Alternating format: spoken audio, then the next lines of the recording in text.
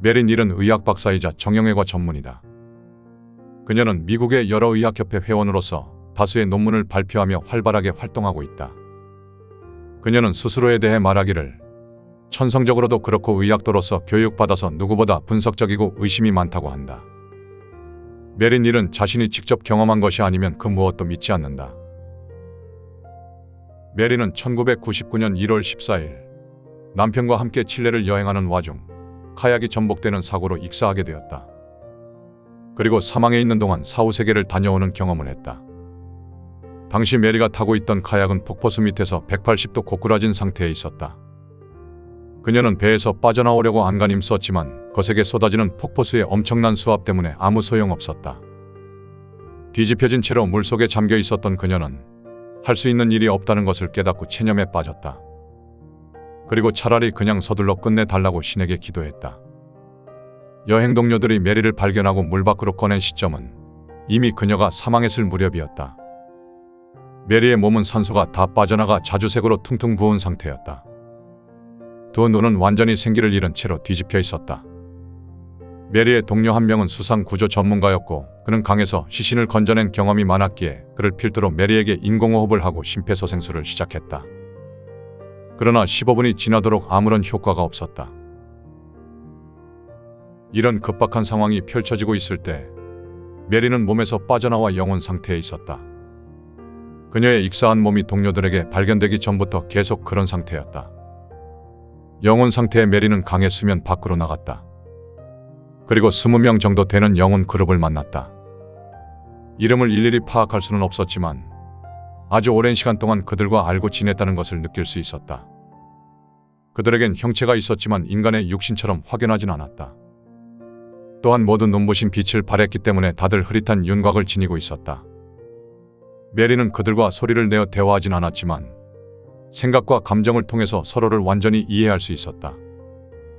영혼 상태의 메리는 20명 정도 되는 영혼 그룹으로부터 환영과 축하를 받았으며 포옹하며 인사하거나 함께 춤을 추기도 했다. 메리는 그들로부터 절대적인 사랑을 느꼈다.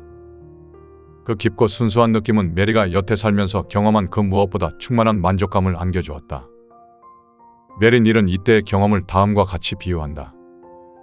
내가 평소 경험하는 감정이 90TV의 화면을 보는 듯한 느낌이라면 당시 내가 느꼈던 감정은 고화질 TV의 선명한 화면을 보는 듯한 느낌이었다. 그때의 느낌은 생생하고 다채로웠으며 강렬했다. 인간 세상의 언어에는 그때의 경험을 묘사할 만한 단어와 개념은 존재하지 않는다. 영혼 상태의 메리는 영혼 그룹과 미끄러지듯 함께 이동하여 천국의 입구로 다가섰다. 그러다 문득 강둑 쪽을 바라보게 되었다. 메리 자신의 몸이 미동 없이 누워 있었는데 영혼 상태의 메리에게 그 몸은 오래된 친구처럼 느껴졌고 고마움을 느끼게 했다. 하지만 어떻게든 메리를 깨워보려 안간힘 쓰고 있는 동료들의 모습은 참으로 딱하게 보였다. 그들은 메리, 숨을 좀 쉬어봐 라고 다급하게 외치고 있었다. 영혼 상태의 메리는 그들이 슬퍼지는 것을 원치 않았다. 그래서 육신으로 잠깐 돌아가 그들의 요구대로 한번 숨을 내쉰 뒤에 곧바로 사후세계 친구들의 품으로 돌아왔다. 그런데 메리, 숨을 좀 쉬어봐 라는 외침이 계속 이어졌다. 영혼 상태의 메리는 다시 몸으로 돌아가서 숨을 한번 내쉰 뒤에 홀가분한 마음으로 천국의 문 앞으로 되돌아왔다. 이런 과정이 서너 번 더 이어졌고 메리는 피곤과 짜증을 느꼈다. 지상의 동료들은 현재 메리에게 어떤 경이로운 일이 벌어지고 있는지 몰랐다. 메리는 그 사실을 알고 있었음에도 화가 났다. 메리는 이 경험을 다음과 같이 비유한다. 이때의 경험은 마치 어린아이가 잠들기 전에 물을 달라고 하거나 불을 켜거나 꺼달라고 하거나 이불을 덮어달라고 하거나 뽀뽀를 해달라고 하는 등 이런저런 요구를 할 때 부모가 느끼게 되는 기분과 비슷했다. 천국의 입구 저편으로 더 많은 영혼들이 있는 것이 보였다. 그들은 매우 찬란했다. 육신의 형태를 지녔지만 흘러내리는 옷을 입고 있어서 팔다리가 선명하지 않았다.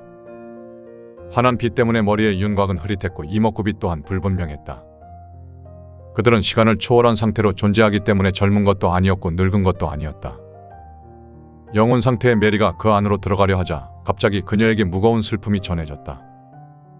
저편에 있는 영혼들이 메리에게 다음과 같이 말했다. 아직 이곳에 들어올 때가 아니에요. 그대가 경험해야 할 지상에서의 여정은 끝나지 않았어요. 그대에겐 할 일이 남았기 때문에 다시 몸으로 되돌아가야 해요. 메리가 인정하지 않고 항의하자 그들이 대답했다. 그대가 돌아가야 할 이유에는 여러 가지가 있어요. 그 이유는 장차 알게 될 거예요. 메리의 영혼은 몸으로 되돌아왔다. 그녀는 동료들의 외침대로 숨쉬기를 여러 번 반복했다. 그녀는 다시 몸의 감각을 느끼면서 눈을 떴다. 동료들이 내려다보고 있는 것을 보았다. 메리는 병원으로 옮겨졌고 이내 온갖 골절과 파열로 인해 전신에 성한 구석이 없다는 것을 확인했다. 심지어 그녀의 몸이 카약을 튕겨져 나올 때 두 무릎뼈는 완전히 꺾여버렸다. 그녀는 자신의 경험에 대해 어떻게 대처해야 하는지 계속 고민했다. 그녀는 정형외과 의사이자 과학자였고 현실주의자이자 냉소주의자였으나 이 경험을 통해서 그녀에겐 엄청난 내적 변화가 일어났다. 심지어 메리는 카약 사고 이후로 자신이 더 이상 이 세상에 속하지 않는다고 느꼈고 그럼에도 계속 이곳에서 살아가야 한다는 것에 우울함을 느꼈다. 결국 메리 닐은 자신의 경험을 글로 써서 책으로 출간했다. 메리의 임사체험담은 세상 사람들에게 이 세상 너머의 세상에 대해서 일깨워주고 그곳이 결코 두려운 곳이 아님을 알려주고 있다. 그녀는 자신의 저서를 통해서 얻는 수익금 전부를 비영리 단체를 돕는 일에 사용한다고 한다.